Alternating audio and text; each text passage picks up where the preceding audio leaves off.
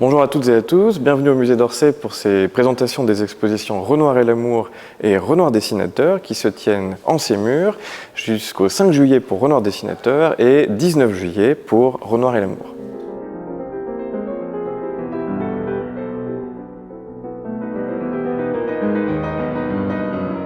C'est particulier parce que c'est la première fois au Musée d'Orsay qu'on a une grande saison comme ça dédiée à un seul artiste, Renoir, avec nos deux espaces d'exposition qui sont donc dédiés à deux sujets différents, deux facettes de l'œuvre d'un même artiste, Pierre-Auguste Renoir, qui est l'un des plus grands artistes du 19e siècle, l'un des artistes les plus connus de cette période, un des artistes les plus populaires aussi des collections du Musée d'Orsay, que l'on croit bien connaître. Évidemment, c'est une des grandes figures de l'impressionnisme, mais finalement, il n'y a pas eu tant de grandes expositions Renoir à Paris et en France depuis un certain temps. La dernière grande exposition rétrospective qui permettait de voir un nombre important d'œuvres de l'artiste, notamment de sa période impressionniste, c'était en 1985 au Grand Palais. Le Musée d'Orsay n'avait même pas encore ouvert à cette date. Et donc ces deux expositions vont être, je pense, l'occasion pour un certain nombre de gens, de nouvelles générations, de découvrir cet artiste. Avec donc, comme je le disais, deux projets conçus de manière complémentaire. Renoir dessinateur, que l'on ira voir en second, qui est donc une exposition qui permet de vraiment montrer toute l'évolution de son travail graphique. Et puis Renoir et l'amour, là, est une exposition qui, elle, se concentre sur les 20 premières années de la carrière de Renoir peintre, les années 60 à 1880, qui est vraiment le moment où Renoir participe à l'invention de l'impressionnisme, à l'invention de ce qu'on appelle une peinture de la vie moderne, avec cette spécificité de Renoir de porter un regard heureux et amoureux sur cette modernité du Second Empire et de la Troisième République, et que l'on explore donc avec cette sélection plus réduite d'œuvres, une cinquantaine de peintures, mais des prêts exceptionnels venus du monde entier. Alors Renoir donc est un artiste qui fait ses débuts dans les années 1860, un contexte qui est marqué par ce qu'on appelle le mouvement réaliste, la peinture de Courbet, de Manet, et donc cette période qui va s'intéresser de plus en plus à la vie moderne, au sujet contemporain. Et Renoir va vraiment être un de ces artistes qui va, par sa peinture, donner corps à des images nouvelles, des représentations nouvelles des sujets qui sont dans l'air du temps de la seconde moitié du 19e siècle. C'est le cas par exemple du bal populaire, le bal public avec le bal du Moulin de la Galette, c'est le cas des restaurants de banlieue par exemple, de canotiers ici avec le déjeuner des canotiers, c'est le cas des loges de théâtre par exemple, c'est le cas des cafés, des promenades à la campagne. Voilà, donc tout un ensemble de sujets nouveaux en peinture que Renoir amène dans ces années 60, 70, 80. Sur cette vingtaine d'années, Renoir peint à peu près 160 de ces tableaux de genre, qui ne sont donc ni des portraits, ni des paysages, qui sont donc des scènes de genre à sujet contemporain.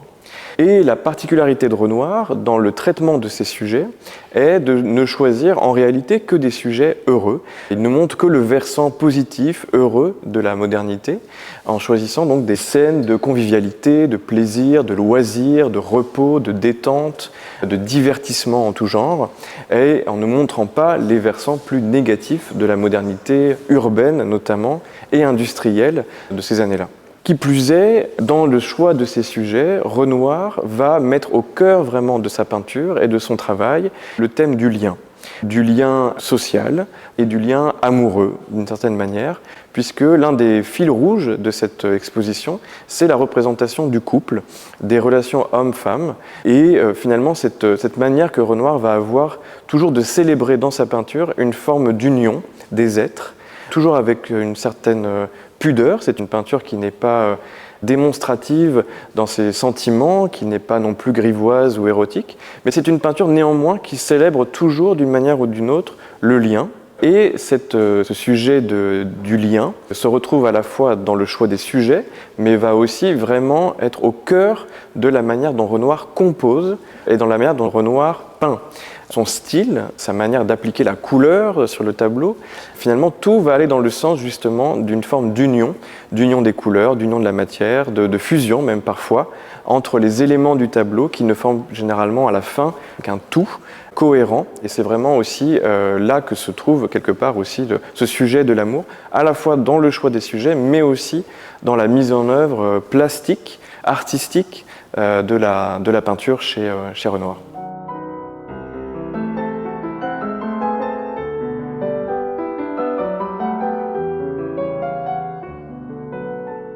je me trouve devant deux tableaux très importants de l'exposition, La Grenouillère et La Promenade, qui sont deux tableaux que Renoir peint à la toute fin de la décennie 1860 et qui sont quelque part un petit peu le moment où Renoir devient Renoir, si l'on peut dire.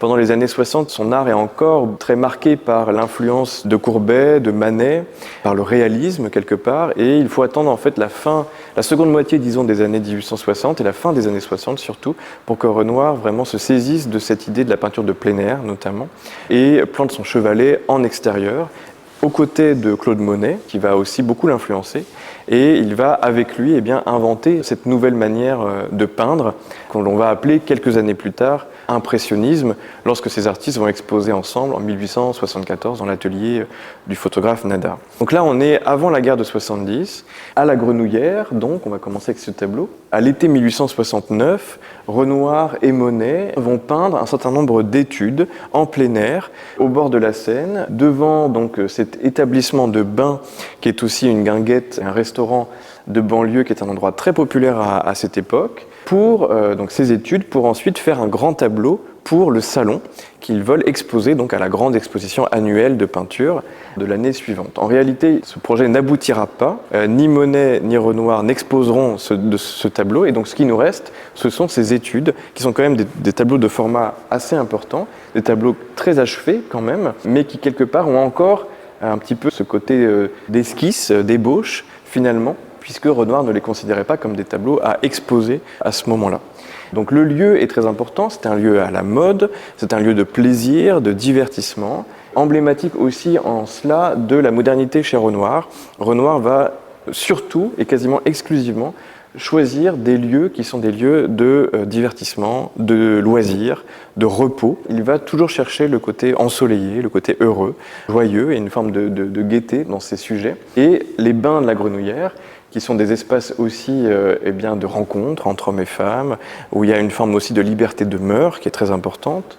On pourrait presque dire de liberté sexuelle à ce moment-là, où il y a une forme de relâchement, en tout cas des conventions. C'est ce type de lieu que Renoir va en priorité représenter dans sa peinture. C'est ce que l'on trouve donc ici, c'est ce qu'on va trouver également un peu plus tard à Montmartre, avec le bal du Moulin de la Galette par exemple, et puis c'est ce qu'on trouvera aussi à Chatou avec le déjeuner des canotiers. Ce sont des tableaux qui sont très intéressants parce que, comme je vous le disais, c'est vraiment la naissance de l'impressionnisme, c'est-à-dire représenter, peindre en plein air face à son motif et essayer de saisir finalement dans l'instant, en peignant rapidement, les effets de la lumière changeante et du mouvement de l'air quelque part qui anime le paysage. On le voit assez bien, c'est un sujet en fait qui est extrêmement complexe pour un peintre de représenter non seulement cette foule, une foule ça ne fait que bouger en permanence, donc il y a un défi de rapidité qui le rapproche presque plus du croquis en peinture. L'eau, évidemment, est un sujet on ne peut plus complexe, avec ici tout le jeu du clapotis de l'eau, des reflets du paysage et du ciel. Et puis la végétation, les bateaux qui passent à l'arrière-plan, les baigneurs, le vent dans les feuilles. C'est vraiment une œuvre qui est exemplaire de ce que c'est que le défi impressionniste d'arriver à capter ces éléments par la peinture. Et avec ce tableau, et les tableaux que fait Monet au même moment, au même endroit, on peut dire qu'on a un petit peu l'acte de naissance de l'impressionnisme par justement la réussite de cette peinture. À partir de ce lieu, Renoir va ensuite poursuivre son exploration de ces sujets amoureux. La Grenouillère est un lieu connu pour être un lieu de rencontre. Et à partir de là, il va imaginer un certain nombre d'autres compositions qui vont se concentrer non plus sur la foule, mais sur un plus petit groupe de figures, et notamment le couple. Et donc peut-être que ici vous avez un couple de promeneurs qui peut-être est sorti du tableau pour chercher un espace plus discret, à l'écart de la foule. Et c'est ce que l'on voit donc dans ce tableau, La Promenade, qui est un très beau tableau aussi de cette période, où on voit vraiment la mise en place du style de la peinture de Renoir, avec ce jeu extrêmement complexe et réussi de touches de couleurs qui saisissent les effets de la lumière sur les vêtements, sur la nature, ces effets de taches qui filtrent à travers les feuillages déjà dès avant 1870. et puis cette concentration sur le couple. Et là, vous avez un tableau qui est un des premiers tableaux où vraiment Renoir célèbre le couple moderne, qui va devenir donc un des fils rouges du Renoir impressionniste et qui va culminer une dizaine d'années plus tard avec le grand ensemble des danses qui va clore quelque part cette séquence du couple moderne. Alors le couple moderne chez Renoir, ce n'est pas n'importe quel couple, et ça c'est très important aussi de le comprendre aujourd'hui. On ne sait pas finalement quelle est exactement la nature de leur relation, de leur rapport, combien de temps va durer cette relation. Renoir nous montre en fait finalement toujours que l'avant, les prémices de l'amour, le moment de la séduction, de l'approche, du désir d'une certaine manière, et finalement d'une forme d'attraction qui rapproche et réunit l'homme et la femme, et plus largement les corps. Donc c'est ce que l'on voit très bien dans ce tableau. D'ailleurs, on voit qu'il n'y a plus vraiment de contexte. Ça n'intéresse pas de Renoir de situer cette scène précisément quelque part. Le décor a disparu, on est vraiment enfoui dans cette nature avec ces deux personnages. Le cadrage est très rapproché, donc il n'y a pas de premier plan. Le sujet est directement face à nous. Et Renoir joue par contre d'une forme de mouvement en diagonale à l'intérieur de la composition, avec cette ascension. On voit ce jeune homme qui écarte des branches pour laisser passer cette jeune femme, pour qu'elle sans doute ne se prenne pas sa jolie robe dans les ronces ou les broussailles. Il y a un mouvement qui est imprimé au corps des deux figures, qui quelque part se cristallise au centre du tableau avec les deux mains qui se tiennent, l'homme qui tire la jeune femme vers lui et la jeune femme qui a un geste un petit peu d'hésitation avec ce visage qui est basculé sur le côté. Donc ça c'est très Renoir aussi, cette forme d'ambiguïté, d'hésitation, d'indécision. Renoir n'insiste jamais sur des sentiments, ne nous dit jamais exactement ce qui va se passer. Il y a toujours quelque chose un peu en suspens dans sa peinture.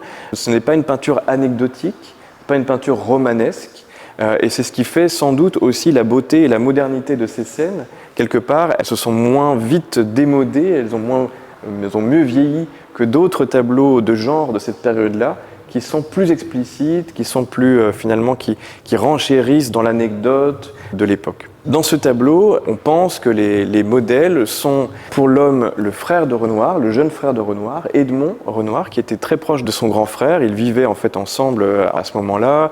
Edmond a accompagné Renoir dans toutes ces années 70. Il était lui-même écrivain, journaliste, et il a écrit des articles sur le travail de son frère. Il l'a soutenu. Et puis la jeune femme, elle, eh bien, c'est sans doute Lise Tréault.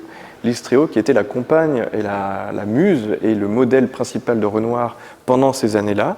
Ils vont vivre une relation importante pendant 6-7 ans, du milieu des années 60 jusqu'au début des années 70. Et quelque part, quasiment toutes les figures féminines dans la peinture de Renoir à ce moment-là, eh bien, sont posées par Lise Tréault. Lise et Renoir vont se séparer au début des années 1870. Lise va épouser un homme d'un milieu social un peu plus élevé que Renoir, un architecte, alors que Renoir reste à ce moment-là, notamment en 1870, un artiste qui ne gagne quasiment pas sa vie, qui est encore très précaire, qui est totalement dans une vie de bohème, mais en réalité voilà, des conditions matérielles très difficiles, puisqu'il vend mal sa peinture est encore très critiquée, refusée assez souvent par le jury du salon, et donc c'est un couple aussi qui voilà, vit toutes ces difficultés matérielles. C'est peut-être pour ces raisons, d'ailleurs, de grande précarité matérielle, que Renoir et Lise eh bien, ne vont pas reconnaître les deux enfants qu'ils vont avoir. L'un va mourir très, très jeune, mais l'autre, une petite fille qui s'appelle Jeanne, va grandir ensuite et avoir sa vie. Eh bien, ni Renoir ni Lise ne vont reconnaître cet enfant et ne l'élèveront, sans doute pour ces raisons à la fois matérielles et aussi quelque part de cette bohème artiste qui fait qu'un certain nombre d'artistes à ce moment-là eh bien, ne fondent pas de famille et ne s'engagent pas dans cette voie-là.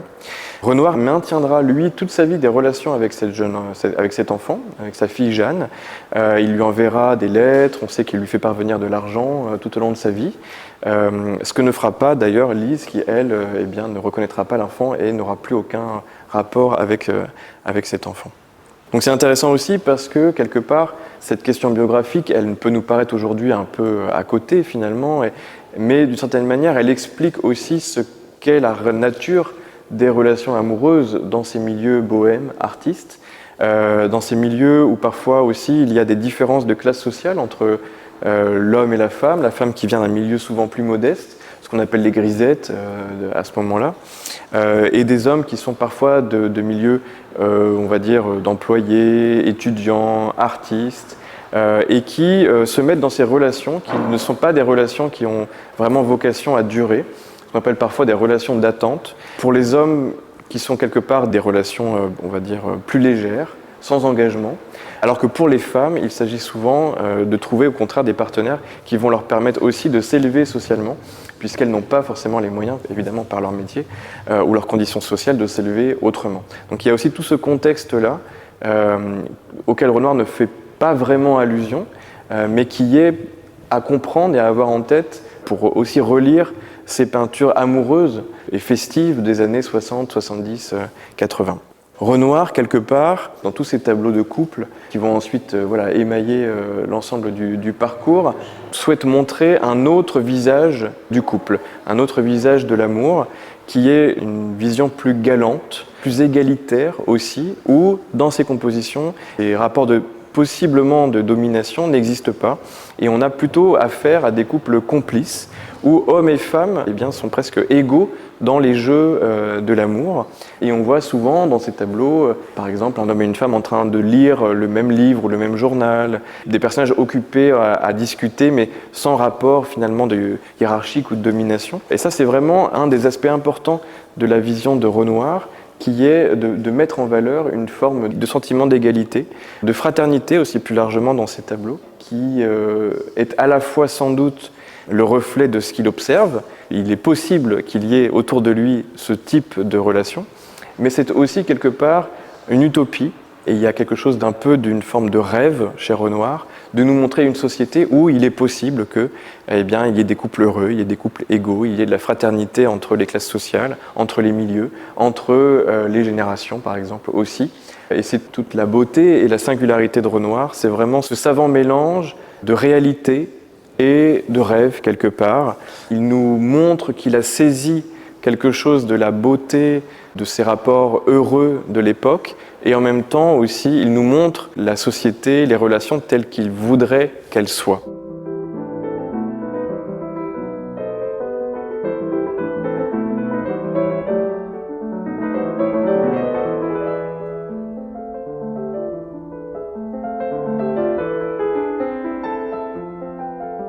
Alors je me tiens à côté du Déjeuner des canotiers, qui est l'une des œuvres majeures de l'exposition, un prêt exceptionnel de la Phillips Collection de Washington. C'est la première fois que le tableau est prêté alors que le musée n'est pas fermé ou en travaux. Donc on est très très heureux d'avoir ce tableau à Paris pendant quelques mois. C'est vraiment un événement parce que c'est une des œuvres majeures de Renoir, de toute sa carrière quelque part. C'est vraiment une œuvre pivot aussi, qui est presque au centre de sa carrière. Il peint ce tableau vers 1880, il a 40 ans. C'est une œuvre qui quelque part conclut une première séquence de sa vie, ces années, on va dire, de l'aventure impressionniste, de cette nouvelle avant-garde, et qui porte en elle aussi les germes de ce qui va être la seconde moitié de sa carrière, la seconde partie de son œuvre, avec à la fois le bilan quelque part de l'impressionnisme et donc ce qui va suivre avec cette avancée vers une forme de classicisme aussi de plus en plus marquée chez l'artiste. Donc c'est un tableau que Renoir entreprend à l'été 1880. Donc comme je le disais, il a une quarantaine d'années. Il a peint un certain nombre de sujets déjà sur ce thème du canotage, des restaurants et des guinguettes de banlieue, des bords de Seine, de Chatou. Et le restaurant Fournaise, où nous nous trouvons, est un lieu auquel il a déjà consacré un certain nombre de tableaux. Mais là, il y a vraiment la volonté de produire un grand format, une œuvre complexe qui hisse ces sujets de genre au rang de la peinture d'histoire. C'est vraiment ça le but de Renoir et de cette génération d'artistes, les impressionnistes, qui est de montrer que l'on peut peindre des grands tableaux, on peut faire de la grande peinture avec des sujets contemporains, avec vraiment la vie moderne et la beauté, la poésie de la modernité. Donc Renoir choisit ce sujet du déjeuner, de la fin du déjeuner, qui est là aussi un thème qu'il a déjà abordé tout au long de sa carrière, déjà depuis un petit moment, avec déjà le cabaret de la Mère Anthonie, qui ouvre l'exposition, qui est son premier grand format, qui représente déjà un moment de convivialité populaire avec ces personnages attablés qui discutent après déjeuner. Et on retrouve donc ce sujet ici. Donc Renoir se trouve sur le balcon du restaurant Fournaise qui domine donc la Seine à Chatou. Nous sommes donc sous un auvent. Et vous avez une quinzaine de personnages qui discutent. Certains se sont levés de table, d'autres étaient face à un convive et finalement ils se sont tournés vers une autre personne. Donc c'est aussi tout ce moment d'animation, de mouvement un peu plus désorganisé quelque part de la fin du déjeuner que Renoir représente. Une petite société aussi qui mélange des amis, des modèles, des personnages venus d'horizons assez différents mais qui se retrouvent pour ce déjeuner. On peut regarder certains des personnages. Alors, les identifications sont encore souvent hypothétiques puisque Renoir n'a jamais lui-même dit qui avait posé pour telle et telle figure, donc on est réduit à des conjectures, mais néanmoins on peut dire par exemple que l'homme en maillot et au chapeau de paille qui est tout à gauche du tableau est probablement Alphonse Fournaise, donc le fils du propriétaire de l'établissement. Alphonse Fournaise Junior, qui donc lui est notamment chargé de tout ce qui est location des bateaux, et donc c'est pour ça qu'il est habillé en canotier. À côté de lui, en bas, en train de jouer avec un petit chien qu'elle a posé sur la table, donc c'est dire aussi le niveau de familiarité et de l'endroit. Il s'agit d'Aline Charigot, qui est donc la maîtresse de Renoir et son modèle, et qui va devenir dans les années qui suivent la mère de ses enfants et son épouse. Elle a une vingtaine d'années quand Renoir la rencontre dans les environs de Montmartre et elle devient donc sa compagne. Le groupe de personnages qui est à droite ici au premier plan, la jeune femme est peut-être l'actrice Hélène André, qui est une actrice qui était assez proche des impressionnistes, qui notamment a posé aussi pour Manet ou pour Degas. L'homme qui est au-dessus a été identifié parfois comme un journaliste qui s'appelle Maggiolo, qui était notamment, ce qui est assez étonnant, mais un journaliste d'obédience monarchiste et qui a écrit des pamphlets à ce moment-là contre Voltaire, la Révolution française, etc. Au premier plan, le second canotier en bras de chemise qui est en train de assis à califourchon sur cette chaise et en train de fumer, a été lui identifié avec la figure de Caillebotte, Gustave Caillebotte, ce qui fait un peu débat puisque le personnage ne ressemble pas vraiment à Caillebotte, donc il est possible que en fait, Renoir ait fait poser plusieurs hommes pour cette figure et que Caillebotte ait à un moment donné prêté ses traits au personnage, mais qu'il y ait eu d'autres modèles à partir desquels Renoir a composé ce personnage qui est plus composite en effet qu'il n'y paraît. Et puis, vous avez d'autres figures. À l'arrière-plan, deux des amis les plus proches de Renoir, Lestringuez et Lotte, Paul Lotte, que l'on retrouve notamment dans le bal du Moulin de la Galette, par exemple, dans la balançoire, dans les danses aussi, qui sont vraiment des amis très proches de l'artiste. Et puis, tout au fond, l'homme en chapeau haute forme qui nous tourne le dos, eh bien, c'est Charles Efrussi. Charles Efrussi qui est une des grandes figures de la vie artistique de l'époque, qui est issu d'une famille de juifs, de banquiers, une famille très riche. Et donc, Efrussi va utiliser cette fortune notamment pour avoir une activité de collectionneur, d'amateur d'art. Il va soutenir les impressionnistes. Et puis, il va aussi être le rédacteur en chef de la Gazette des Beaux-Arts, dans lequel il va, là aussi, soutenir cette nouvelle peinture. Donc vous voyez, c'est un monde assez mêlé. Toute cette petite société qui est en fait le monde de Renoir, qui est en fait le monde dans lequel lui-même évolue à ce moment-là, eh bien Renoir le réunit dans ce tableau et célèbre cette sorte de communion à la fois entre les sexes et entre les classes sociales, dans le bonheur, le plaisir du repas, en plein air, au bord de l'eau, avec cette insistance à la fois sur la conversation. Ça, c'est un élément qui est très important chez Renoir, qu'on retrouve dans un certain nombre de tableaux de l'exposition. Renoir est vraiment un artiste qui met en valeur dans ses tableaux cette idée de la discussion, de la conversation des hommes et des femmes, ou des hommes entre eux, ou des femmes entre elles, qui parlent. Donc c'est une forme de lien encore, évidemment, pour Renoir. Et donc le repas est un moment privilégié de l'art de la conversation et de ce lien. Donc on le voit évidemment très nettement ici. Et puis, quelque part, une forme de sensualité aussi, avec bien sûr le repas, les verres, le vin, la nourriture, les fruits, et puis même la présence des corps dans ce tableau, avec notamment les deux figures de canotiers qui montrent leurs bras nus, et puis un certain nombre de poses qui sont des poses plus relâchées, plus détendues. La jeune femme qui est accoudée à la balustrade, par exemple, cette femme ici avec sa pose des mains et la manière dont elle est assise sur cette chaise. Voilà, ce sujet est aussi Renoir l'occasion de célébrer une forme de plaisir des sens et de présence des corps dans la peinture qui est particulière aussi au déjeuner des canotiers. Et puis un dernier élément qui est très important pour comprendre ce tableau, évidemment, c'est la couleur. Pour Renoir, ce tableau, ce sujet, est en fait quelque part aussi un prétexte à des jeux de couleurs, à une manière de construire le tableau par des accords colorés. Et là, c'est vraiment un des talents et vraiment la science de la couleur de Renoir qui s'exprime dans ce tableau et qui est là le résultat de ces années de recherche impressionniste sur la couleur que l'on voit dans cette œuvre. À la différence par exemple du bal du Moulin de la Galette où le tableau est vraiment une recherche sur les effets de la lumière filtrant à travers les feuillages avec cet effet de taches de couleur qui se diffuse sur l'ensemble du tableau. Ici, Renoir évacue totalement ce type de recherche. D'ailleurs, les personnages sont sous un auvent. En fait, ils sont à peu près tous dans l'ombre, donc ce qui évite ce jeu de contraste de lumière et d'ombre. Tout est éclairé de la même intensité, de la même manière. Il n'y a pas de clair-obscur. Il n'y a plus de clair-obscur dans ce tableau. Il n'y a plus de jeu donc, de contraste fort d'ombre et de lumière. Et donc, toute la construction de l'espace, la profondeur, mais aussi la gestion de l'ensemble de l'espace, eh bien, va être basée sur des accords et des contrastes de couleurs. Et c'est vraiment là toute la science de Renoir.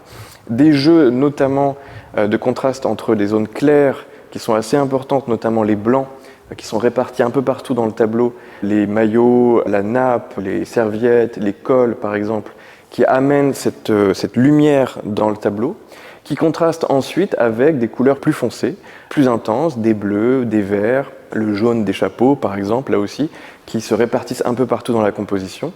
Le rose évidemment des chairs, qui là aussi se répartit un peu partout dans le tableau. Et puis quelques notes ensuite de tons plus vifs encore, et notamment des touches de rouge qui viennent animer la composition à certains endroits du tableau et apporter là encore de la vivacité, du contraste encore dans l'œuvre. Donc c'est vraiment un tableau qui est une démonstration pour Renoir comment construire une harmonie, et non pas uniquement une harmonie sociale, mais une harmonie picturale par ces jeux de contraste et d'écho de couleurs qui se répartissent dans l'ensemble du tableau. Renoir avait une formule à la fin de sa vie où il disait qu'il voulait que dans sa peinture, tout se soude et qu'il n'y ait pas une couleur qui domine la composition. Que finalement, toutes les couleurs sont comme des notes de musique et il faut qu'il y ait une harmonie entre toutes ces notes de musique et qu'il n'y en ait pas une qui prenne le pas sur les autres. Et finalement, c'est vraiment ce que l'on voit, je pense, dans ce tableau. C'est l'ensemble de ces éléments, la complexité de la composition, la stabilité de la composition, la solidité même, on pourrait dire, de la manière dont Renoir conçoit ces différents groupes, une forme de clarté aussi de la composition. Elle est assez facile à comprendre, à lire, elle n'est pas si confuse que cela. La pondération des gestes, une forme de douceur, de sérénité des poses, des attitudes, de détente, l'accord des couleurs, le sentiment d'harmonie, de plaisir, d'équilibre finalement, tout ça fait que le tableau atteint à une sorte de sentiment classique qui l'éloigne un petit peu de l'impressionnisme d'une certaine manière. On n'est pas uniquement dans la saisie de l'instant fugace et du mouvement de la vie, on est aussi dans une manière de figer un peu pour l'éternité cette scène.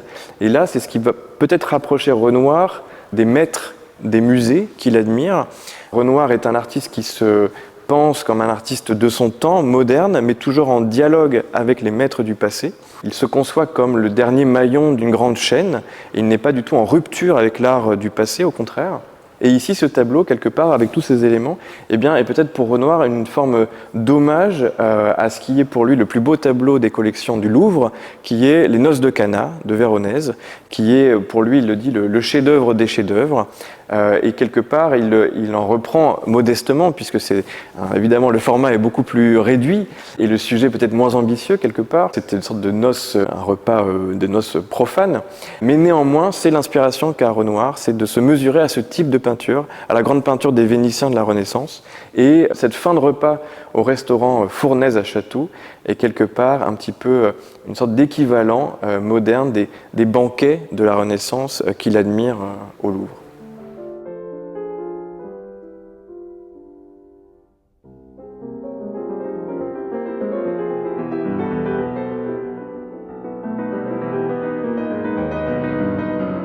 On se trouve ici dans une des dernières salles du parcours sur le thème de la danse, où sont réunies trois des plus grandes œuvres de Renoir, de l'exposition aussi.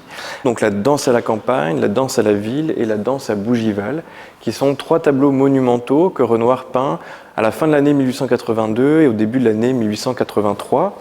Donc on est, on va dire, 1 an après le déjeuner des canotiers.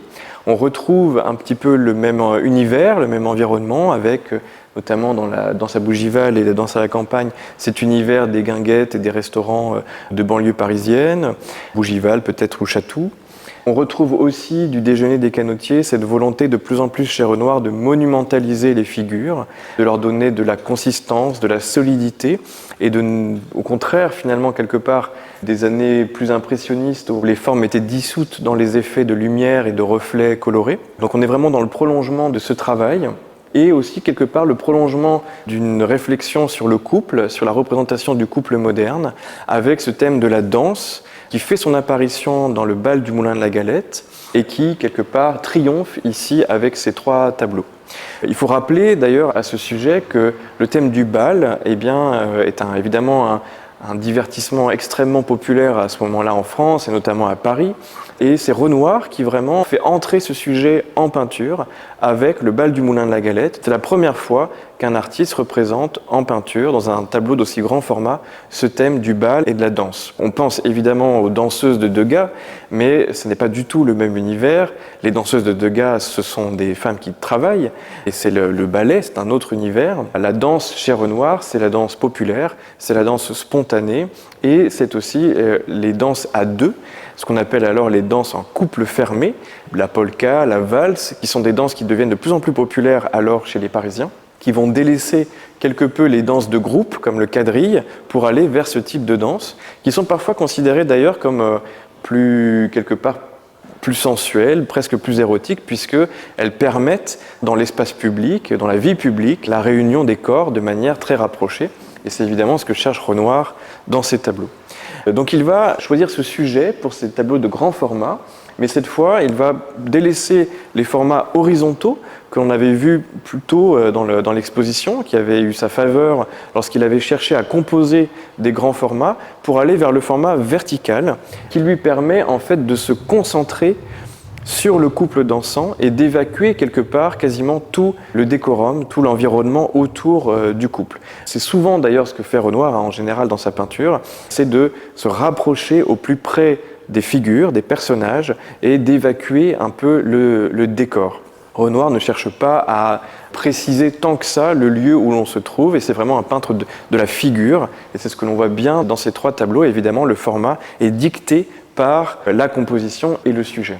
Ces trois tableaux sont particulièrement importants et intéressants. On l'oublie un petit peu aujourd'hui quelque part, mais c'est la première fois en réalité dans l'histoire de l'art que ce type de format, de grand format en pied, de portrait en pied ou de peinture d'histoire, est utilisé pour peindre des couples anonymes en train de danser dans des bals mondains ou populaires. C'est quelque chose qui n'existe pas avant Renoir en peinture, cet anoblissement du couple moderne et du couple anonyme. On est encore à une époque où ce type de format est normalement, traditionnellement réservé à des personnages importants de la société, des grands portraits de bourgeois, d'aristocrates, de souverains, de prélats, etc.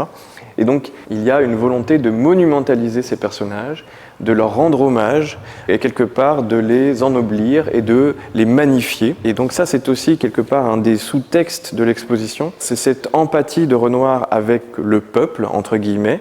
Lui-même vient d'un milieu populaire et il va avoir toujours à cœur de représenter ces populations plus populaires, plus modestes, sous leurs meilleurs jours, les plus beaux possibles, peut-être plus beaux qu'ils n'étaient en réalité, et de leur consacrer de grands formats.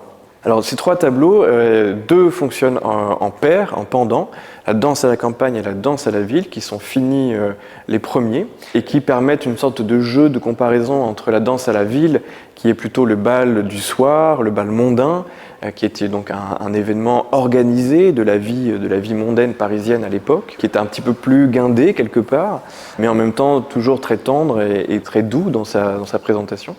Et puis la danse à la campagne, donc elle évidemment est une danse plus populaire, plus spontanée, plus gaie aussi d'une certaine manière, avec le couple là qui s'est levé de table. On voit notamment la table de déjeuner pour aller danser avec du mouvement aussi, le chapeau qui est tombé au premier plan, et puis le regard de la jeune femme vers le spectateur. Cette jeune femme n'est pas n'importe qui, puisqu'il s'agit là d'Aline Charigot, donc la compagne, modèle et maîtresse de Renoir.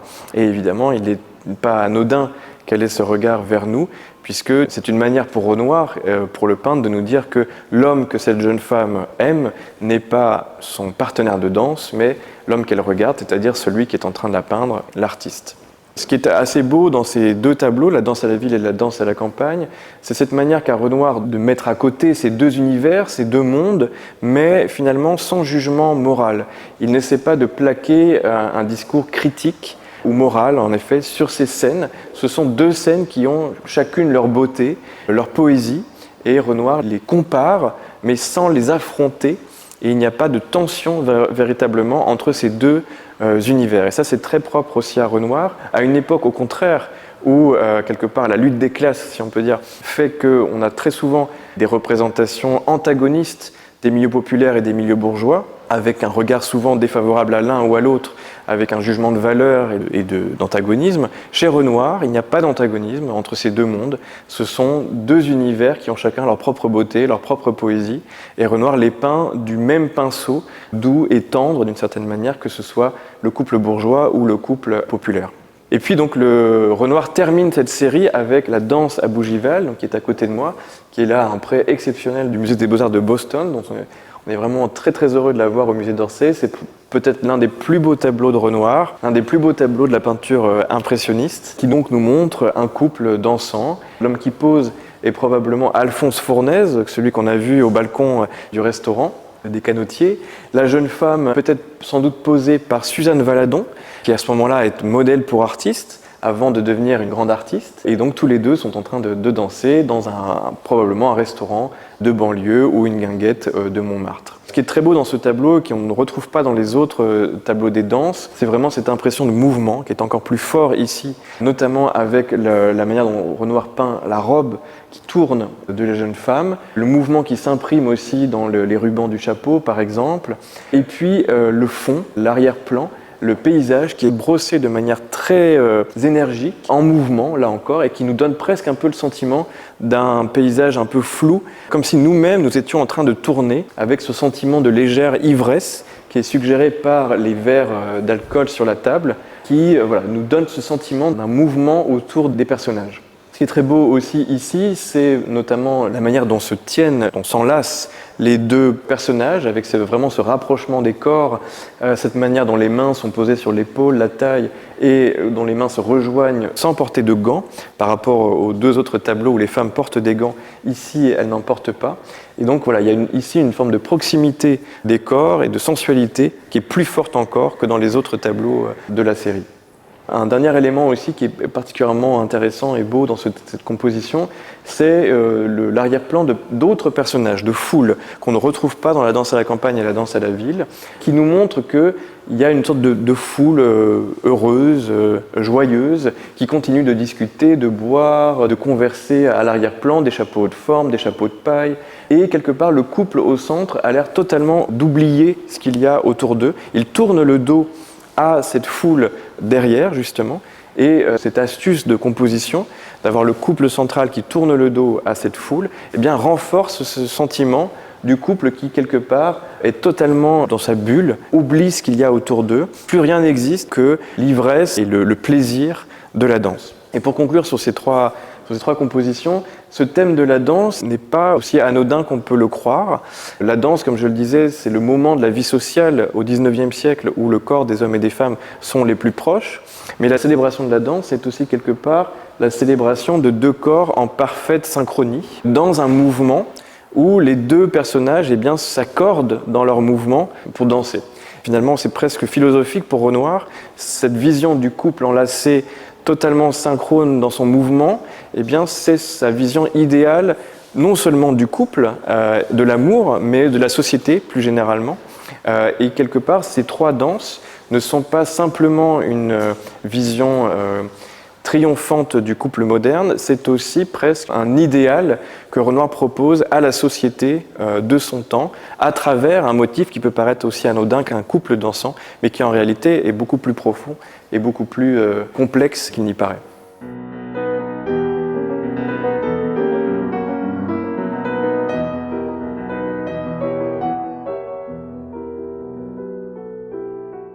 Alors après avoir peint les grandes danses, eh bien, il va y avoir un moment un peu de transition dans l'œuvre de Renoir où petit à petit l'artiste va se désintéresser progressivement des sujets modernes, des sujets urbains, parisiens, des loisirs contemporains, pour aller vers d'autres sujets, et notamment vers des sujets plus atemporels comme la famille, les baigneuses, le nu féminin, qui va prendre à partir du milieu des années 1880 une importance très grande dans son œuvre et que l'on verra d'ailleurs notamment dans l'exposition Renoir dessinateur. Ça correspond à un moment en fait aussi de rupture et de transition dans sa vie d'homme, dans sa vie personnelle. Renoir, au milieu des années 1880, se fixe en ménage avec Aline Charigot, qui était son modèle et sa maîtresse depuis quelques années déjà.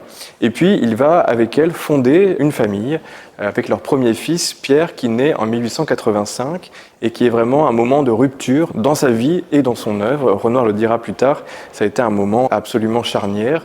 Quelque part, s'ouvrait pour lui un nouveau chapitre.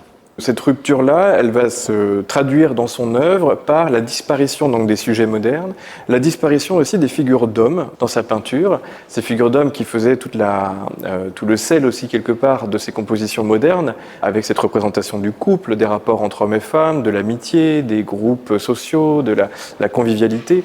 Cet élément-là va disparaître de son œuvre avec une peinture qui va de plus en plus être consacrée à un monde quasi exclusivement de femmes et d'enfants à partir du milieu des années 1880.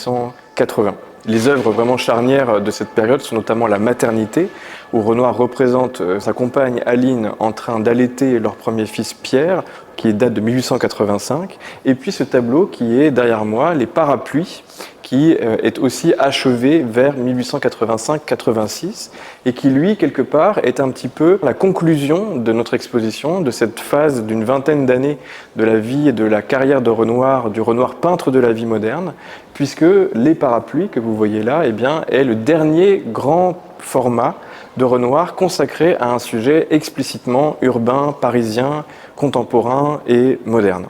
Il va ensuite, donc, comme je le disais, se consacrer plutôt au sujet de l'enfance, de la famille et du nu féminin.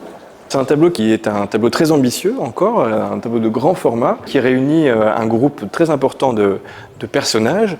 On voit qu'on est encore ici dans un format vertical, donc on est plutôt dans la lignée des tableaux des danses.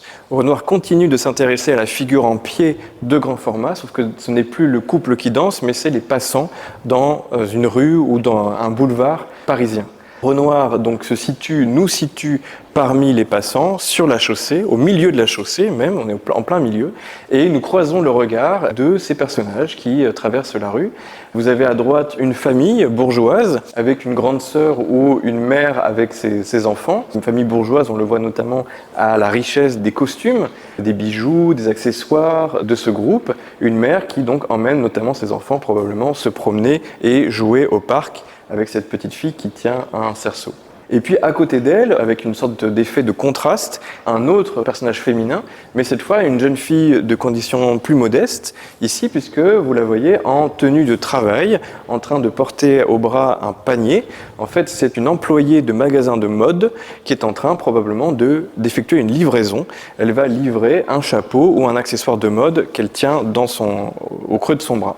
Donc ce serait, on pourrait dire, l'équivalent d'une livreuse d'aujourd'hui qui se promène ici, non pas pour aller au jardin ou au parc, mais qui va d'un point A à un point B pour travailler, en fait, pour effectuer sa mission. Renoir, comme souvent, comme on l'avait vu dans les danses, n'oppose pas les deux, ne nous dit pas il y a un bon et un mauvais côté. Ce sont deux versants de la modernité, ce sont deux femmes ici, de classes sociales différentes, mais qui vivent quelque part en harmonie dans l'espace public. Et quelque part, le reste de la composition va dans le même sens. La rue, l'espace public, est un lieu de vie, extrêmement vivant d'ailleurs, à tel point que Renoir remplit tellement sa composition de personnages et de mouvements que l'on ne voit même plus en fait l'environnement architectural et urbain. Tout est rempli de figures et finalement ce ballet de parapluies est totalement harmonieux. On pourrait imaginer au contraire que tout le monde se rentre dedans avec ses grands parapluies et ce n'est pas le cas. On a l'impression que tout ce mouvement est totalement fluide dans la rue.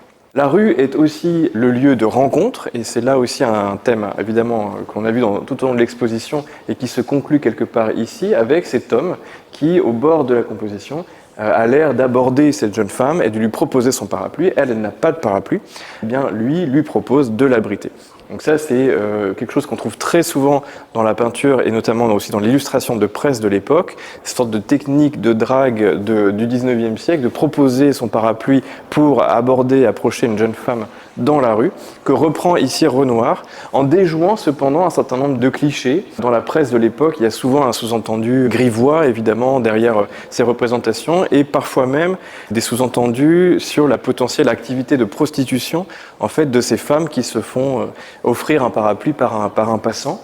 Renoir, au contraire, évacue tout cet univers-là et nous montre, au contraire, quelque chose de beaucoup plus innocent, finalement, dans sa composition, notamment par le rapprochement qui est fait entre ce monde de la famille et de l'enfance et ce couple en train peut-être de se former dans l'espace public. Ce qui est très beau aussi avec cette composition, c'est en fait aussi que Renoir donne la première place.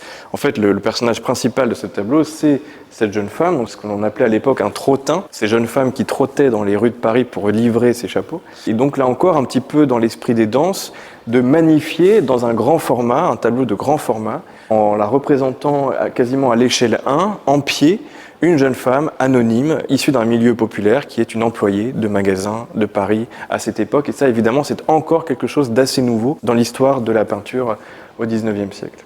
Ce tableau a une particularité, comme vous le voyez aussi, c'est la différence de style un tout petit peu entre la partie droite et la partie gauche. Renoir, en fait, a commencé par peindre cette partie-là au début des années 1880. Donc là, on est encore dans un style encore un peu impressionniste. Et le tableau est achevé, cette partie-là et la partie supérieure, vers 1885-1886, donc son style a un peu évolué. Justement, il est plus dessiné, il y a des contours déjà plus précis et une sorte de simplification des volumes et des formes qui est typique de son travail du milieu des années 80.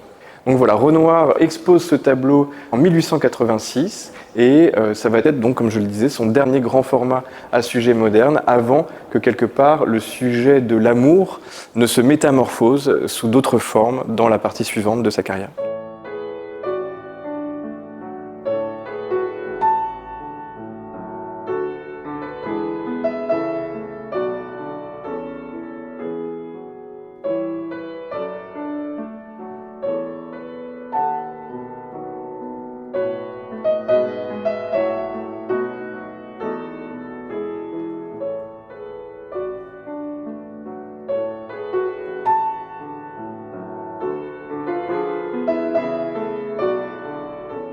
Pendant longtemps, les dessins de Renoir ont été à la fois méconnus et un peu méprisés.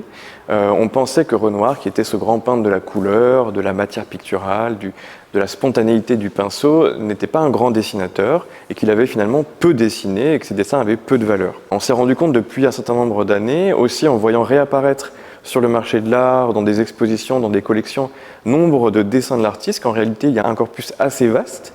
On compte aujourd'hui à peu près 800 dessins de Renoir, ce qui n'est pas rien pour cet artiste. Et on se rend compte aussi de la variété de ces dessins, de leur importance et de leur qualité.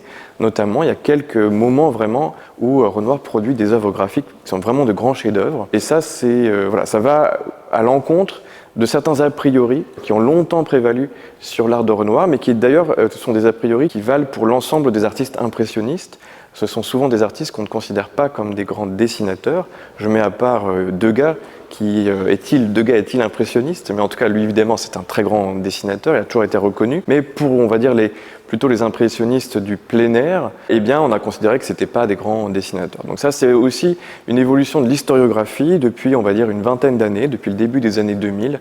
Et il y a une réappréciation, réévaluation de l'œuvre graphique de ces artistes. Et les pastels de Monet avaient fait l'objet d'une grande exposition au début des années 2000. Mais voilà, Renoir, lui, n'avait toujours pas eu son exposition pour étudier ses œuvres graphiques. Et donc ça, c'est une idée que l'on doit à Colin Bailey, qui est le directeur de la Morgan Library à New York, qui est un des grands spécialistes de Renoir et qui depuis plusieurs années voulait explorer, montrer, réunir aussi surtout, donner à voir ces dessins de Renoir. Et donc le musée d'Orsay s'est associé à la Morgan Library pour présenter cette exposition qui est vraiment une grande première.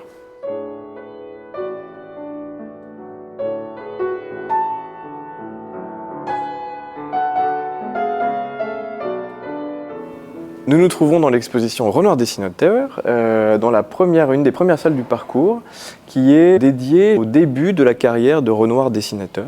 On est à la fin des années 1870, au début des années 1880, et c'est vraiment le moment où Renoir va se remettre à dessiner, si je puis dire.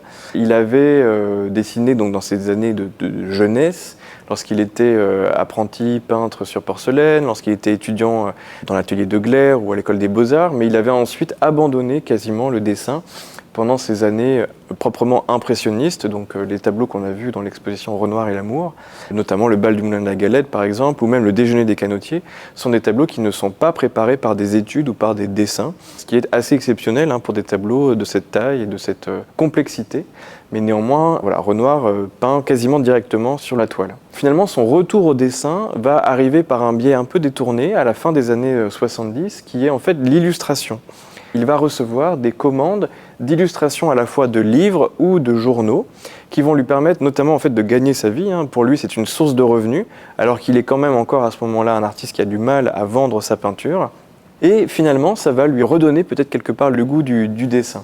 Alors on a un certain nombre de ces études préparatoires à ce qui vont être ensuite des dessins diffusés par la gravure dans l'édition, avec notamment un de ses premiers dessins qui est une illustration pour L'Assommoir de Zola, donc une version illustrée de ce roman qui est un des best-sellers de l'époque. Et donc très vite, l'éditeur et Zola vont imaginer une édition illustrée de L'Assommoir et ils font appel à un certain nombre d'artistes. Zola avait défendu Renoir quelques années plus tôt et donc il fait appel à lui pour un certain nombre d'illustrations dont ici vous avez la plus belle avec l'étude qui cette fois est donc un dessin, un lavis d'encre qui est très beau, qui est assez proche finalement là d'un travail de peinture puisque Renoir là finalement dessine avec un pinceau chargé d'encre mais non pas avec un crayon et donc on est encore dans quelque chose qui est assez proche dans la touche d'une œuvre comme le bal du Moulin de la Galette qui est à peu près contemporain de cette étude.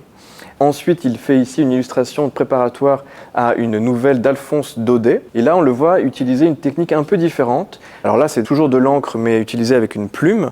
Et cette fois, il va chercher un système de très fines hachures, de toutes petites touches quelque part, de tout petits traits, qui sont un petit peu l'équivalent graphique de sa peinture impressionniste par petites touches de peinture. C'est aussi une manière de dessiner qui est plus facilement adaptable pour être ensuite reproduite dans l'illustration par la gravure. Mais c'est encore une autre expérimentation graphique. Et puis ensuite des formats un peu plus grands ici pour des illustrations de nouvelles qui sont publiées dans une revue qui s'appelle La Vie moderne, qui est une revue importante qui est fondée par l'éditeur Georges Charpentier, qui est l'éditeur de Flaubert, de Zola, de Maupassant, et qui est un des mécènes de Renoir. Georges Charpentier et sa femme Marguerite vont être parmi les grands mécènes de Renoir à la fin des années 70. Et donc ils vont aussi aider Renoir sans doute à recevoir ces commandes d'illustration qui le font vivre aussi pendant ces années-là. Et donc là, deux projets préparatoires assez beaux, avec des techniques différentes. Ici au crayon noir, sur papier, la descente du sommet, avec ce couple qui nous rappelle aussi certaines images de l'exposition Renoir et l'amour, évidemment. Et puis là, un travail aussi à la fois au crayon, au pinceau et à l'encre pour une autre nouvelle de son frère Edmond, donc qui paraît ces années-là dans la presse. Un très beau dessin, là aussi. On retrouve vraiment la souplesse du trait de Renoir, le mouvement aussi, l'animation de la ligne et déjà une recherche un peu plus précise de contours, alors que Renoir, donc dans ces années-là, dans sa peinture, a totalement évacué la ligne et le contour de sa manière de peindre, mais il la retrouve quelque part par ses dessins. Véritablement, en fait, le premier tableau que Renoir va concevoir avec des études préparatoires dessinées, c'est la danse à la campagne. Et on a donc dans l'exposition, dans cette salle aussi, tout un ensemble de dessins préparatoires qui nous montrent le travail de conception, d'élaboration de ce tableau grâce au dessin. C'est la première fois vraiment dans sa carrière que Renoir va autant préparer une composition par des dessins. Mais comme vous le voyez, ce sont des dessins qui sont de taille réduite, évidemment, par rapport à l'œuvre finale qui est de très grand format, encore à cette date dans l'œuvre de Renoir. Et puis, une fois que l'œuvre est achevée, que la peinture est achevée, Renoir va se servir de la peinture pour ensuite la transcrire dans d'autres dessins qui vont être, eux, ensuite diffusés à nouveau par la presse et l'illustration. Donc vous avez là deux types de dessins, un dessin préparatoire et un dessin d'après l'œuvre peinte achevée sur ce même mur.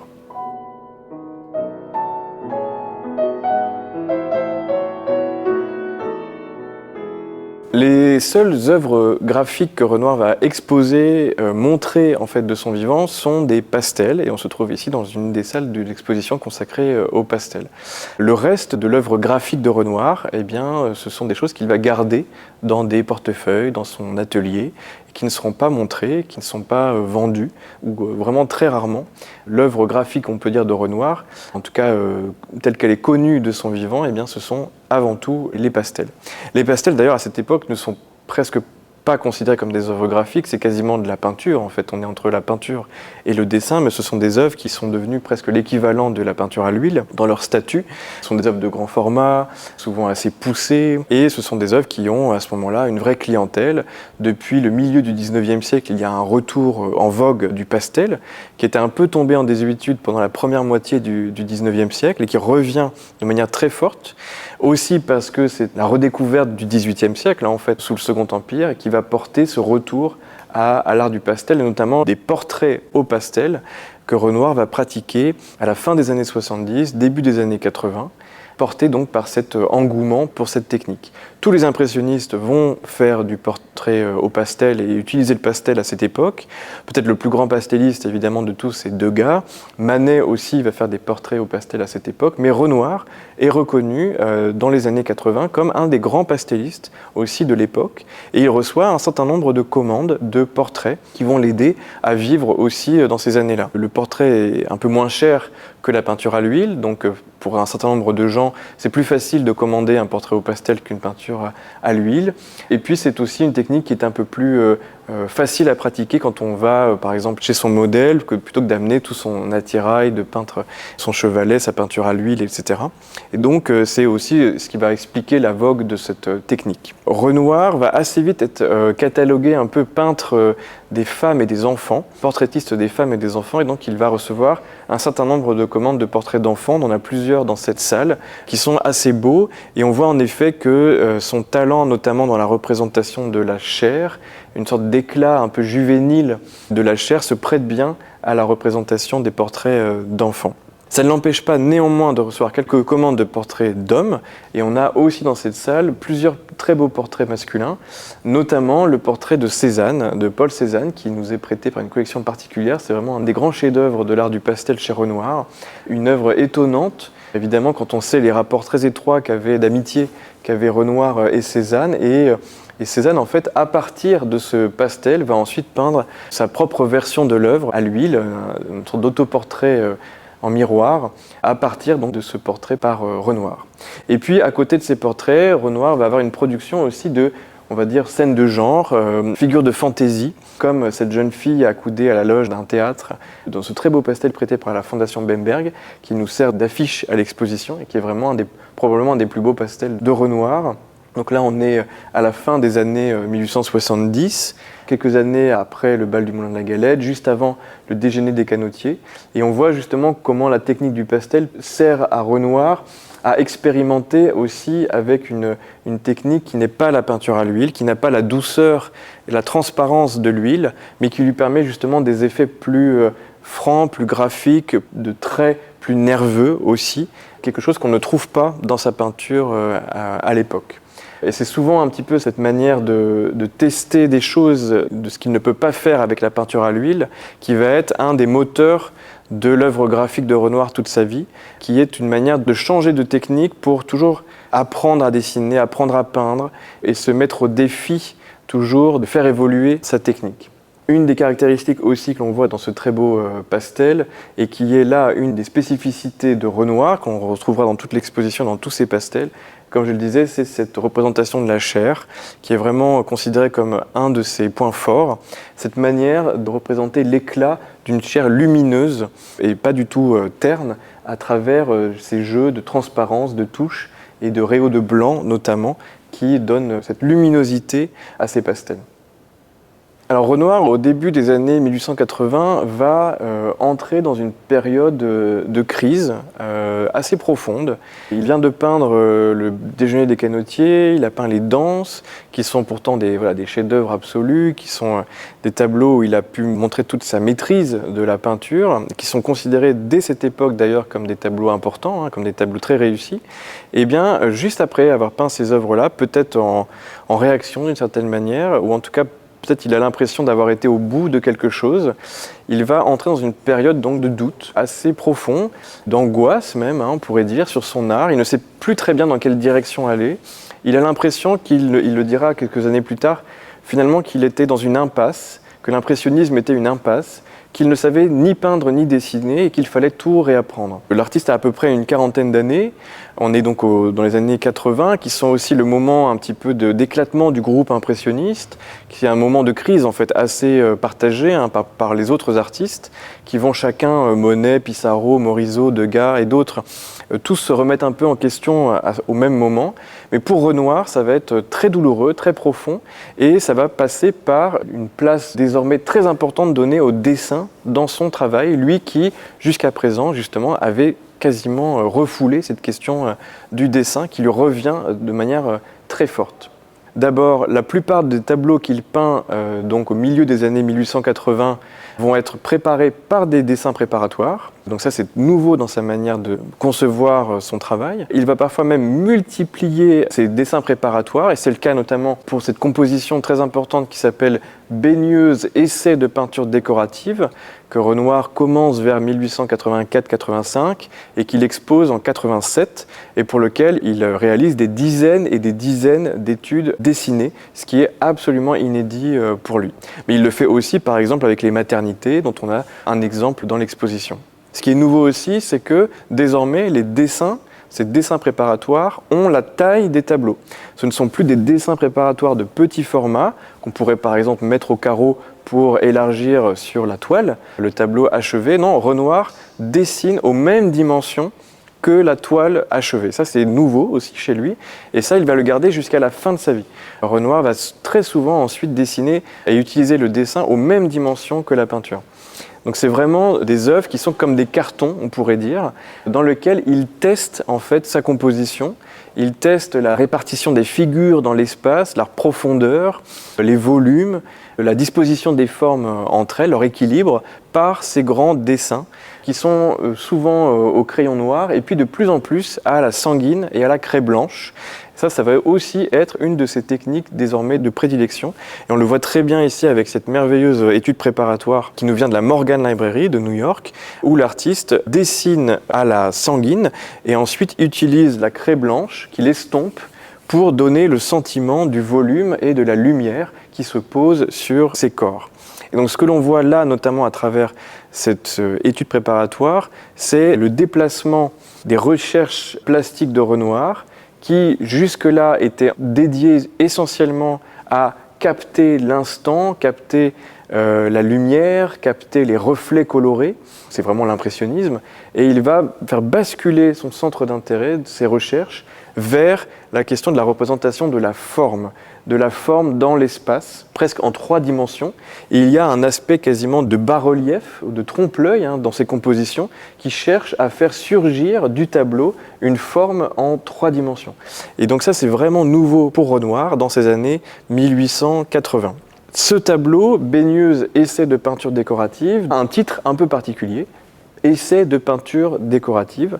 Et ça, c'est important aussi de l'avoir en tête pour comprendre pourquoi il y a cette révolution quelque part graphique chez Renoir dans ces années 80.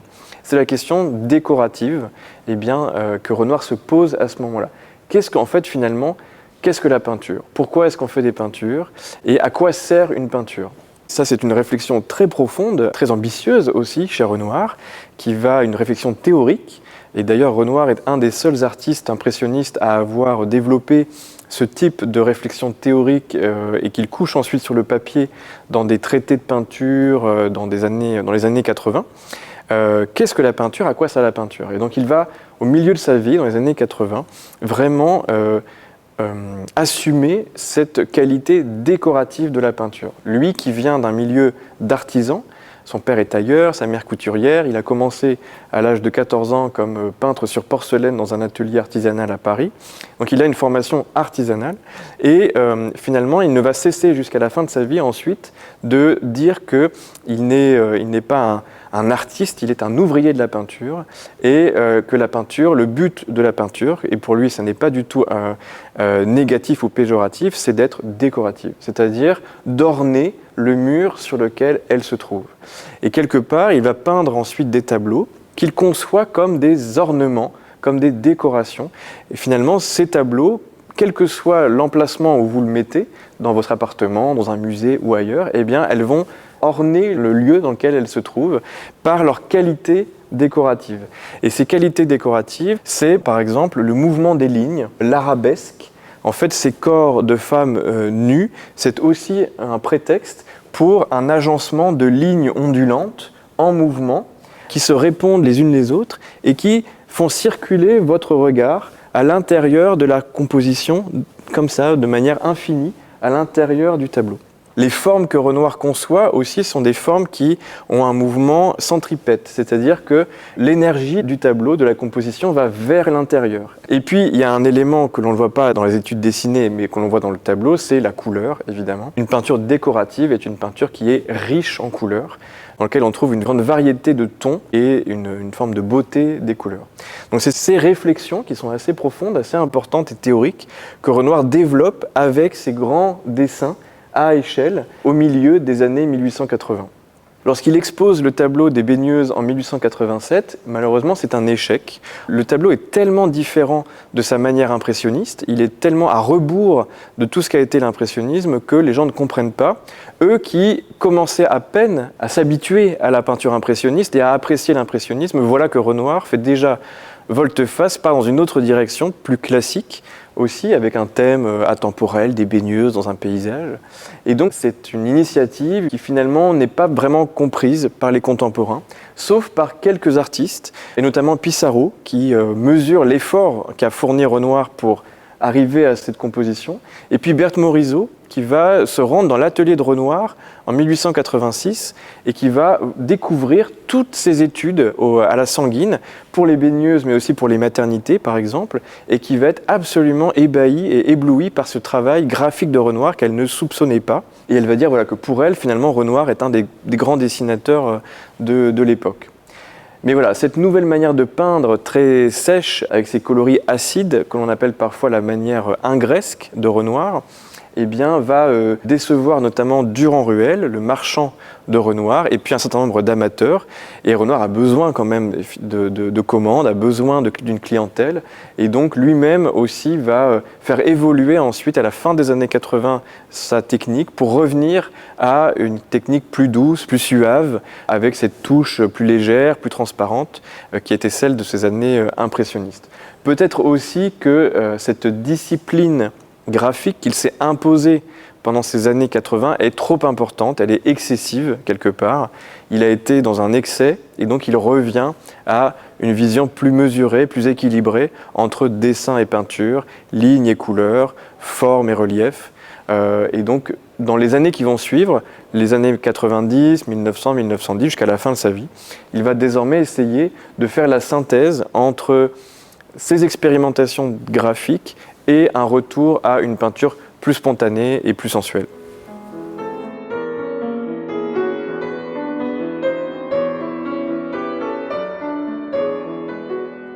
Donc à partir des années 1890, Renoir va revenir à une technique plus souple quelque part, mais néanmoins continue d'intégrer le dessin et les arts graphiques à sa pratique de peintre. Ça c'est vraiment ce qui va marquer la fin de sa carrière, c'est ce va-et-vient désormais constant entre dessin et peinture. Alors donc c'est un artiste évidemment qui reste un peintre et donc ses œuvres graphiques sont toujours là pour nourrir son travail de peintre et pour le faire progresser dans sa technique picturale.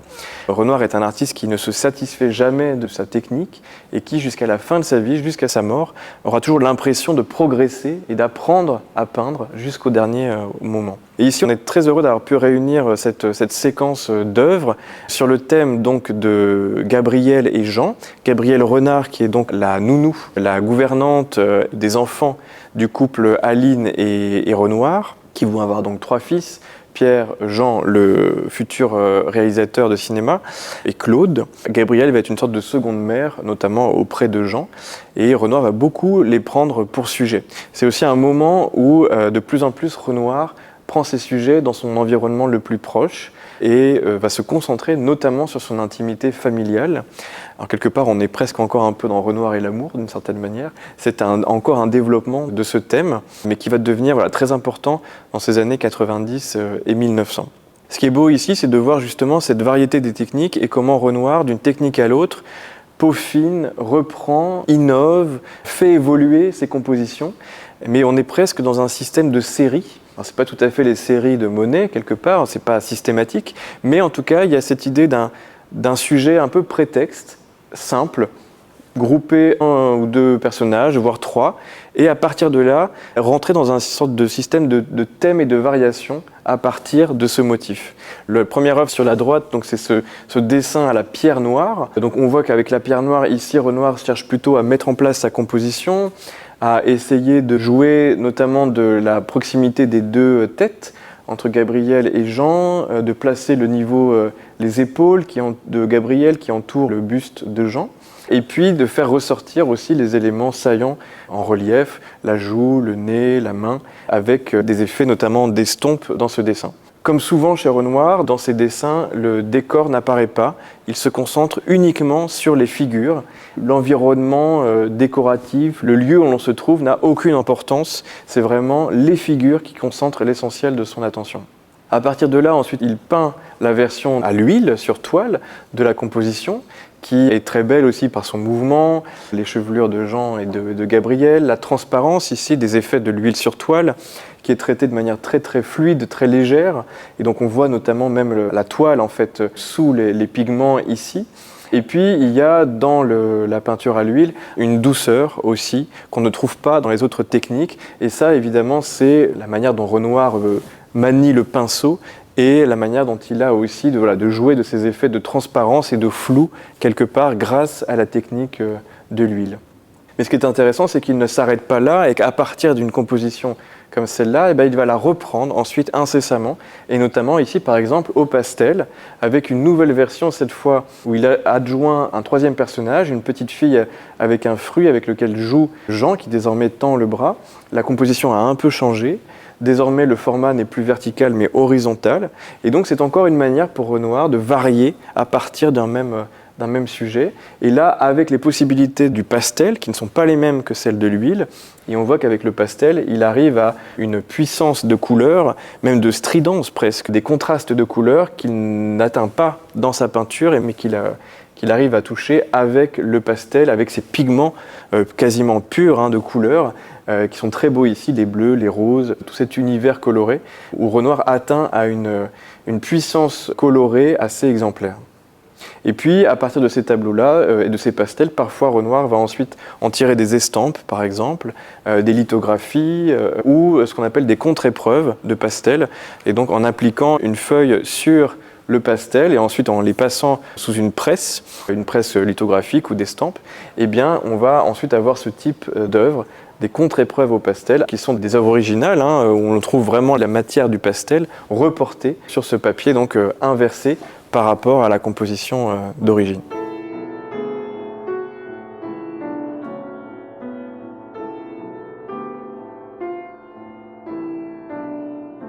Alors l'exposition Renoir dessinateur se conclut avec cette salle des nus tardifs. Le nu féminin est vraiment le sujet majeur de Renoir à la fin de sa vie, notamment à partir de 1900 et jusqu'à sa mort, donc en 1919. Sujet qu'il va traiter dans toutes les techniques qui sont à sa disposition alors, avec un passage d'une technique à l'autre avec beaucoup de liberté. Le crayon, l'estampe, la gravure, le pastel, la sanguine ici, et puis évidemment la peinture à l'huile et même la sculpture, puisque vous avez aussi dans cette salle quelques-unes des sculptures que Renoir réalise pendant la Première Guerre mondiale avec l'aide de Richard Guinaud, sculpteur, qui lui permet de transcrire en 3 dimensions ses compositions d'alors. L'une des pièces majeures de cette salle, c'est ce grand dessin à la sanguine et à la craie blanche, vous voyez, qui est un très grand format, qui est donc aux dimensions d'un tableau qui s'appelle la toilette de la baigneuse et qui est conservé à la Fondation Barnes aux États-Unis, qui est un tableau qui date du début des années 1900. Et donc vous voyez toujours cette manière qu'a Renoir de préparer certains grands tableaux avec des dessins à grandeur, et aussi là, dans ce dessin-là, l'évolution de la technique de Renoir, et notamment de son maniement de la sanguine, avec cette manière qu'il a de remplir désormais de plus en plus la composition de ce rouge du crayon de la sanguine, cette puissance du rouge qui devient extrêmement forte dans ces derniers dessins, dans ces dernières sanguines, et qui est vraiment propre là à Renoir, dans l'histoire du dessin sans doute, d'avoir porté à ce niveau d'expressivité et de puissance les qualités colorées du dessin à la sanguine. D'ailleurs, pour Renoir, il le dit, quelque part, le dessin à la sanguine, c'est encore de la couleur. Ce n'est pas un dessin en noir et blanc. Le fait de choisir ce trait rouge, évidemment, a beaucoup de sens pour l'artiste. C'est à la fois la couleur de la chair, la couleur de la vie aussi, ce rouge très puissant qui marque ces dernières années. Et puis la sanguine, c'est aussi la technique de prédilection de ses artistes favoris du XVIIIe siècle, Watteau, Boucher, Fragonard, et Renoir se place aussi dans cette lignée des dessinateurs du XVIIIe siècle dont il reprend une des techniques. Alors cette question de la vie et de la puissance de vie de ces dernières compositions, elle est à appréhender en ayant en tête que là on est face à un artiste qui après 1900 est de plus en plus handicapé par ses souffrances physiques, par la maladie, donc il va développer une arthrite rhumatoïde assez forte qui va quasiment l'empêcher de marcher à partir de 1910 et qui va vraiment l'handicaper au quotidien avec des souffrances très fortes. Qui sont d'ailleurs dont témoigneront les visiteurs de Renoir à Cagnes-sur-Mer où il s'établit sur la Méditerranée à la fin de sa vie.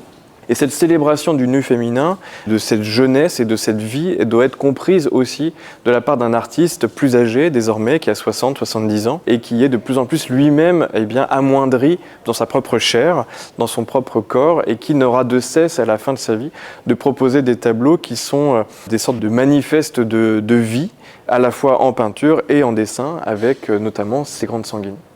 Donc dans ces œuvres tardives, on voit aussi l'évolution du style de l'artiste vers des compositions toujours plus monumentales, toujours plus sculpturales aussi, qui rivalisent avec la sculpture. Et ici, ce corps féminin rivalise presque avec la sculpture antique, d'une certaine manière. C'est ce qui va notamment d'ailleurs amener de manière assez logique Renoir à produire des sculptures à la fin de sa vie.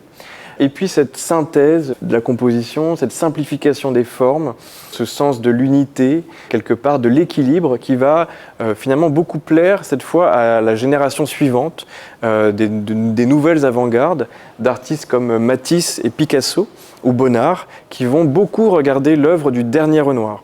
Et donc là c'est intéressant parce que c'est une autre modernité, ce n'est plus la modernité des années 1870 de Renoir et l'amour, des nouveaux sujets, de la lumière, de la couleur, des guinguettes, etc. C'est une modernité de la recherche formelle, d'une forme d'abstraction quelque part et de simplification des formes qu'atteint Renoir déjà dans ses œuvres des années 1900 et que vont beaucoup regarder donc Matisse et Picasso. Et on retrouve dans certains dessins de l'exposition, dans ses études pour les baigneuses par exemple, ou même par exemple dans le portrait de Julie Manet, la version dessinée sur papier bleu, ce sens de la simplification des formes et d'un sens de l'abstraction quelque part qui préfigure déjà le dessin du XXe siècle.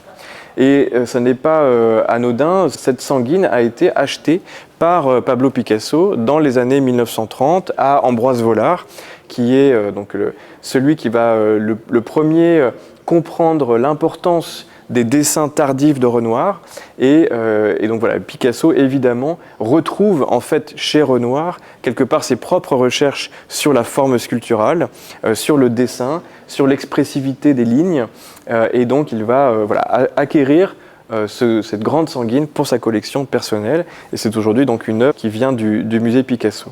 Et Vollard, donc, comme je le disais, dans les années 1910, va être le premier à s'intéresser vraiment à cette production-là de Renoir, que Renoir considérait comme un travail personnel du domaine du laboratoire de l'artiste, mais qui devait rester privé.